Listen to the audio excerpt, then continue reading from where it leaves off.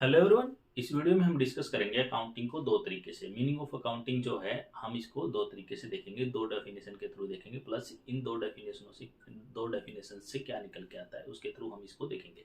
पहली डेफिनेशन जो हमें हमें दी है वो दी है American institute of certified public accountant. और आपको मैं बता देता हूँ, ये जो दो डेफिनेशन मैं करा रहा हूँ आपको +1 में भी काम आएंगी, बीकॉम में भी काम आएंगी, एमकॉम में भी काम आएंगी, एमबीए में भी काम आएंगी, या फिर और कोई आप सीए करते हो वहाँ पे काम आएंगी, सीएमए में, सीएस में। अकाउंटिंग का बेस यही डेफिनेशंस हैं। आप इन डेफिनेशन में एक एक वर्ड का मीनिंग है, मतलब एक एक वर्ड का अलग मीनिंग है जो आपको समझना चाहिए। और आप इनको रट ले किस्म से, आप इनको कहीं पे भी जाइए, किसी भी एग्जाम में जाइए, मतलब अकाउंट से रिलेटेड किसी भी एग्जाम जाइए, चाहे आप इवन आप सीएमए यूएस से करते हैं, सीपीए यूएस से करते हैं, या सीएफए करते हैं, सब जगह यही अकाउंटिंग डेफिनेशन आपकी चलेंगी। तो ये जो डेफिनेशन है ये आपको बताती है कि accounting is the art. Accounting आपकी क्या है? आर्ट। आर्ट का मतलब क्या है? आर्ट का मतलब होता है हुनर। कि मतलब स्पेशल, जैसे पोएट है, राइटर है, सिंगर है, या फिर डांसर है, या फिर पर्टिकुलरली कोई एबिलिटी आपके पास ऐसी है जो सिर्फ आपके पास ही है, या जैसे आप टिकटॉक करो कोई इस तरह की टिकटॉक। तो इसमें क्या है, अकाउंटिंग अकाउंटिंग बेसिकली क्या होती है? जो अकाउंट्स आप देखते हो, जैसे बैलेंस शीट हो गया, प्रॉफिट एंड लॉस अकाउंट हो गया, ये सारी चीजें आप देखते हो, वो आर्ट है। आर्ट क्या है? रिकॉर्डिंग की। अकाउंटिंग है तो जो अकाउंट है उसमें आप रिकॉर्ड बनाओगे, रिकॉर्डिंग करोगे। मान लो आप आपके पास आपका कोई बिजनेस है, प्रोप्राइटरी है या कंपनी है, वहाँ पे कुछ रिकॉर्डिंग करोगे। ये सामान आया है, ये सामान गया है, ये सामान हमने बेचा है, इसमें ये वैल्यू एड ऑन की है, ये सेल्स हमने रिटर्न की है, ये परचेज हमने रिटर्न की है। तो ये सारी चीज़ें इसमें अकाउंटिंग की रिकॉर्डिंग है, उसका पार्ट है। फिर है क्लासीफाइंग। क्लासीफाइंग क्या है? कुछ ट्रांजेक्शन को आप क्लासीफाइंग करेंगे उनमें से। जैसे मतलब अकाउंट में तो बहुत तरह, मतलब बिजनेस में तो बहुत तरह की ट्रांजेक्शन होती हैं। तो उनमें से आप जो कुछ ट्रांजेक्शन अकाउंटिंग पर्पज से उनको क्लासीफाई करेंगे, कौन सी ट्रांजेक्शन अकाउंट से रिलेटेड है, कौन सी ट्रांजेक्शन अकाउंट से रिलेटेड नहीं है। जैसे मान लो आपकी कंपनी है, एम्प्लॉयज हड़ताल पे चले गए। हड़ताल पे अगर एम्प्लॉय चले गए तो आप उनको क्लासीफाई नहीं कर सकते अकाउंटिंग टर्म में, कि भाई अगर एम्प्लॉय हड़ताल पे चले गए, या एम्प्लॉय का मोरल कितना डाउन है, या एम्प्लॉय में कितने एम्प्लॉय लीडरशिप की क्वालिटी रखते हैं, उनको आप अकाउंटिंग टर्म में डिफाइन नहीं कर पाओगे। फिर जो आपने रिकॉर्डिंग की है, जो आपने अकाउंटिंग ट्रांजेक्शन का रिकॉर्ड किया है, उनको क्लासीफाई किया है, फिर आप उनको करोगे समराइज। समराइज कैसे? जिनसे आप उनका कोई रिजल्ट निकाल सको। रिजल्ट कैसे? प्रॉफिट एंड लॉस अकाउंट के फॉर्म में, एंड बैलेंस शीट के फॉर्म में। प्रॉफिट एंड लॉस अकाउंट मतलब आपने पूरे साल में आपने क्या किया था। Accounting, profit and loss account और बैलेंस शीट। बैलेंस शीट आपकी कब बनती है? ईयर एंड पे। अकाउंटिंग ईयर का जो एंड है वो कब होता है? वो होता है 31 मार्च को। तो 31 मार्च को आपकी बैलेंस शीट क्या बताती है, और आपके जो प्रॉफिट एंड लॉस अकाउंट है वो क्या बताता है, ये समराइज हम करते हैं in a significant manner. Significant manner होना चाहिए, तभी तो कुछ आप उनसे निकल सकते। And in terms of money, आप ये नहीं कि आपने ट्रांजेक्शन लिख रखी है, और जैसे मान लो आपने बिजनेस शुरू किया, आपने अकाउंट्स में लिखना शुरू कर दिया कि मैं बाहर घूमने गया, मैं यहाँ गया, मैं ऑफिस से 2 दिन मैंने छुट्टी ली। ये सारी चीज़ें नहीं चलती। आपने जो किया उसकी मॉनेटरी वैल्यू क्या है? मान लो आपने किसी बिजनेस से पैसे निकाल के किसी को उधार दिए, वो मॉनेटरी वैल्यू। आपने पैसा ला के बिजनेस में लगाया, वो मॉनेटरी वैल्यू है। तो ये फिर ट्रांजेक्शन एंड इवेंट, जो भी आपकी ट्रांजेक्शन हुई है। ट्रांजेक्शन किस तरह की? जैसे आपने गुड्स खरीदी है, मतलब सामान खरीदा है, और कोई ऐसी घटना हुई है, मान लो आपके सामान में से कुछ सामान खराब हो गया है। तो transaction and event which are in part of at least financial character, कि मतलब जो आपकी जो बिजनेस की घटनाएं हैं वो फाइनेंशियल नेचर की होनी चाहिए। मान लो आपने गाड़ी, मान लो आप ट्रक से सामान मंगा रहे थे, रेलवे से सामान मंगा रहे थे, तो सामान रेलवे लेट हो गई, तो वो फाइनेंशियल टर्म में नहीं है। अगर लेट होने से आपकी, मान लो कोई, जैसे मान लो आपने सामान मंगाया रेलवे से, तो रेल लेट हो गई, रेल लेट हो गई, आपका टाइम पे सामान नहीं पहुंचा, तो आपके कस्टमर ने जाके दूसरे से ले लिया। तो जो सामान आपका आया वो आपका बिना बिके रह गया, वो आपका फाइनेंशियल नेचर का है। न कि जैसे मान लो ट्रेन डिले होगी, तो खाली ट्रेन डिले हुई, आपका सामान बिक गया, तो फिर वो उससे। फिर आता है इंटरप्रेटिंग रिजल्ट देयर ऑफ। अब आप क्या करोगे? जो आपने ट्रांजेक्शन की है, जो फाइनेंशियल नेचर की जो ट्रांजेक्शन है, उनको इंटरप्रेट करोगे।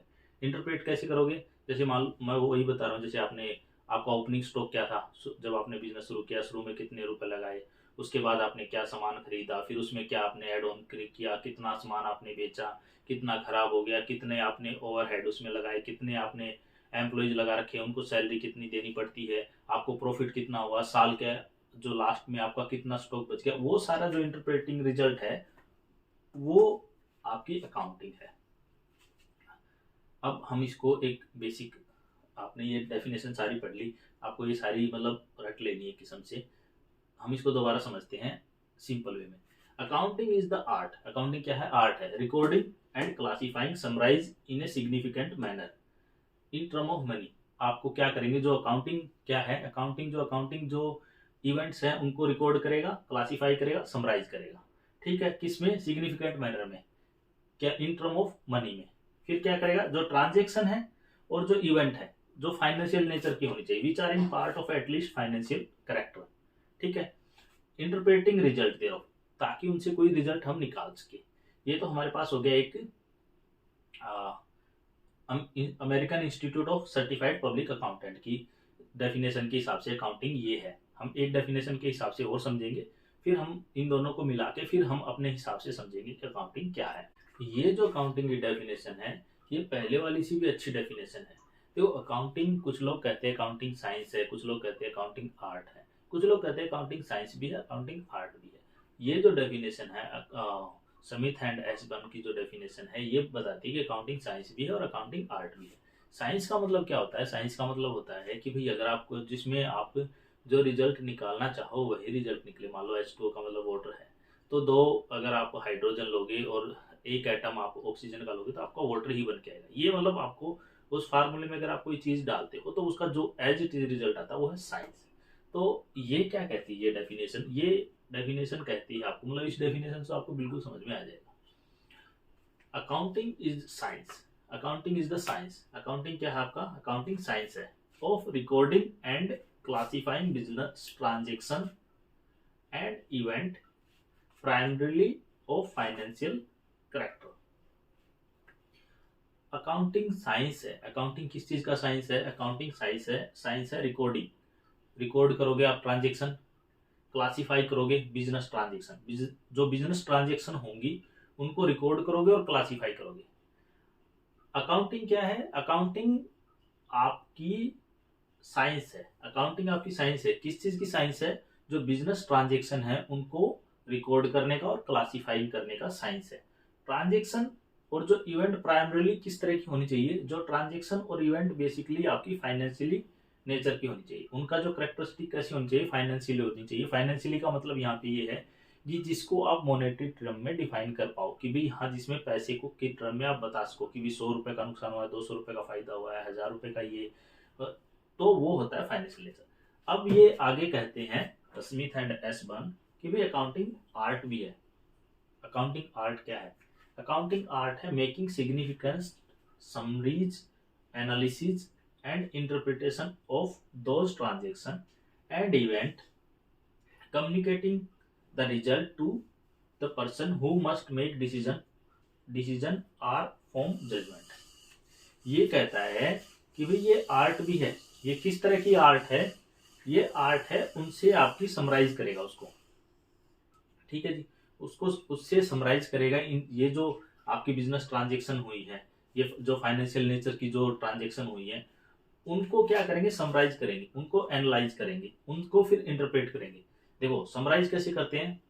जो आपने जर्नल बनाए, फिर आपसे उसको कैश बुक बनाओगे, लेजर बनाओगे, ये होते हैं उनको समराइज करना। फिर एनालाइज करना क्या है? फिर आप उससे प्रॉफिट एंड लॉस निकालोगे, फिर उससे आप बैलेंस शीट बनाओगे। इंटरप्रिटेशन करना क्या होता है? आप उससे रेशियो निकालोगे कि भाई आपका कैश रेशियो क्या है, फिर आपका क्विक रेशियो क्या है, फिर आपका एसेट्स रेशियो क्या है, करंट एसेट रेशियो क्या है, फिर ये सारी चीजें जो आप उनसे करोगे, ये सारी चीजें उससे इनकी इंटरप्रिटेशन होती है। फिर जो ट्रांजेक्शन है, इवेंट है, फिर उनको कम्युनिकेट करेंगे। मान लो आपका बिजनेस है, आपने कितना प्रॉफिट किया, नुकसान किया, वो आपको पता तो होना चाहिए ना। आप उसके बेसिस पे तो कोई डिसीजन ले पाओगे। मान लो आपका बिजनेस है, आपने बिजनेस शुरू किया, आपने सीए हायर किया, या फिर आपका खुद का प्राइमरी बिजनेस आपने बुक में खुद निकाला, आपने ईयर एंड पे 1 साल के बाद में आपने बैठ के देखा कि मुझे कितना प्रॉफिट हुआ, कितने नुकसान हुआ, कि मुझे बिजनेस चलाना चाहिए आगे या नहीं चलाना चाहिए, ये सारी चीज़ें आपको पता चलेगी अकाउंटिंग से। देखो एक बार इसको हम फिर दोबारा समझते हैं। Accounting is the science. Accounting science किस तरह की है? अकाउंटिंग साइंस है रिकॉर्डिंग करेगी और क्लासीफाइंग करेगी किसको? बिजनेस ट्रांजेक्शन एंड इवेंट को। प्राइमरी किस नेचर की होनी चाहिए? वो होनी चाहिए फाइनेंशियल कैरेक्टरिस्टिक की, ठीक है, जिसको मॉनेटरी टर्म में आप डिफाइन कर पाओ। फिर आर्ट क्या है?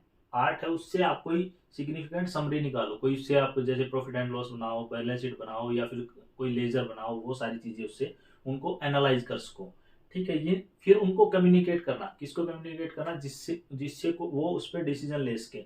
मान लो कंपनी के अकाउंट है, तो जो कंपनी के बोर्ड ऑफ डायरेक्टर हैं उनको पता चले, कंपनी के जो शेयर होल्डर्स हैं। आपने कभी कोई जैसे मान लो इकोनॉमिक्स टाइम्स है, बिजनेस स्टैंडर्ड न्यूज़पेपर है, इस तरह के कोई न्यूज़पेपर आप अगर कभी कोई देखना ऑनलाइन डाउनलोड करके गूगल से कि कोई न्यूज़पेपर किसी टेलीग्राम चैनल से, और अगर किसी को नहीं मिलता तो मैं प्रोवाइड करा देता हूँ आपको।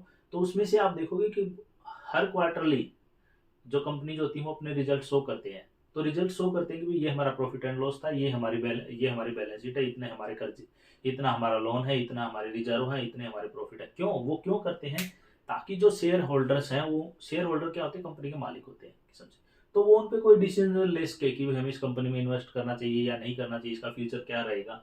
तो ये सारी चीजें हमें बताती है अकाउंटिंग। तो ये जो दोनों डेफिनेशन आपकी अकाउंटिंग की, ये आपको भी ऐसे इनमें से आप दोनों जो अकाउंटिंग डेफिनेशन है वो भी लिख सकते हो, एक भी लिख सकते हो, आपके ऊपर है। दोनों आपको समझा देती है बेसिकली आपको अकाउंटिंग क्या है। आपको पता दोनों होनी चाहिए, आपको समझ में दोनों आनी चाहिए। आप कोई भी एग्जाम में लिख के आओगे आपको फायदा हो जाएगा। अब हम इन दोनों डेफिनेशन के बाद क्या करेंगे?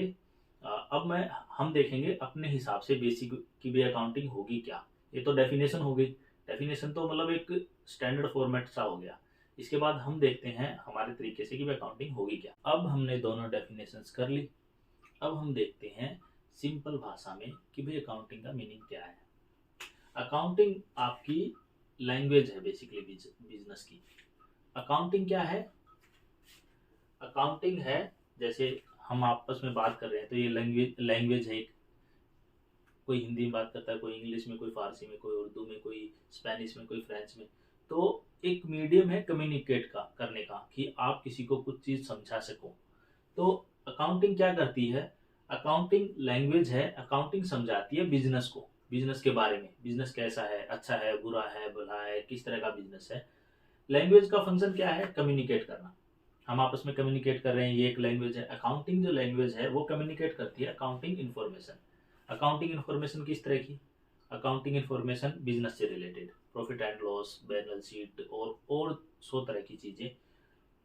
क्यों क्यों कम्युनिकेट करने की जरूरत पड़ती है? ताकि उनसे कोई डिसीजन लिया जा सके कि भाई हम किस दिशा में जा रहे हैं, हम ब्रेक इवन पॉइंट पे हैं, हम आगे हैं, पीछे हैं, हमें और अच्छा करना चाहिए, हम ठीक ठाक हैं, हमारे कंपटीटर क्या कर रहे हैं। ये सारी चीजें हमें किससे पता चलती हैं?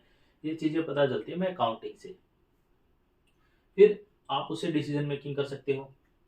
फिर आता है हमारे पास फाइनेंशियल स्टेटमेंट। अकाउंटिंग में फाइनेंशियल स्टेटमेंट भी आती है। फाइनेंशियल स्टेटमेंट दो पार्ट है, एक तो आपका प्रॉफिट एंड लॉस अकाउंट है, दूसरा आपका balance sheet. Profit and loss account क्या है? वो बताएगा कि आपको प्रॉफिट हुआ है या लॉस हुआ है। आपकी वो ट्रांजेक्शन रिकॉर्ड करेगा। किस ट्रांजेक्शन कितनी रिकॉर्ड करेगा? 1 साल की रिकॉर्ड करेगा। 1 साल जो हमारी अकाउंटिंग लैंग्वेज है, अकाउंटिंग भाषा है, उसमें जो 1 साल है वो आपका काउंट होता है इंडिया में 1 अप्रैल 2024 से लेके, मतलब 1 अप्रैल से शुरू होगा और 31 मार्च को खत्म होगा। आज का जो इस साल का अगर हम जो अकाउंटिंग ईयर देखें वो होगा 1 अप्रैल 2024 से लेके 31 मार्च 2025 तक। हम इसे कौन सा ईयर बोलेंगे? 24-25, ठीक है जी। ये बताएगा profit and loss account events record करेगा और ट्रांजेक्शन रिकॉर्ड करेगा 1 साल की। तो ये आपको जो आपकी जो प्रोसेस बताएगा, प्रोग्रेस बताएगा, स्थिति बताएगा, वो 1 साल की बताएगा, ठीक है, पीरियड ऑफ टाइम। और ये है पर्टिकुलर डेट पे। बैलेंस शीट आपकी की जाती है पर्टिकुलर डेट पे, स्पेशली या in generally last date of the year या 31 मार्च को। ये 31 मार्च को बैलेंस शीट तैयार की जाती है। ये एक पीरियड के लिए, पूरे पीरियड के लिए प्रॉफिट एंड लॉस काउंट होता है। तो अब आपने क्या समझा? आपने समझा अकाउंटिंग एक लैंग्वेज है, किस तरह की लैंग्वेज, जो बिजनेस की ट्रांजेक्शन को के बारे में हमें कम्युनिकेट करती है, इंफॉर्मेशन हमें कम्युनिकेट करती है जिससे डिसीजन मेकिंग की जा सके, जिसमें फाइनेंशियल स्टेटमेंट होती है, प्रॉफिट एंड लॉस अकाउंट होता है, बैलेंस शीट होता है, ये सारी चीजें होती हैं। और ये आप इस तरह से मोटा मोटी लिख दोगे तो आपका काम चल जाएगा। अगर आपकी कोई क्वेरी है तो आप मुझे कमेंट करके पूछ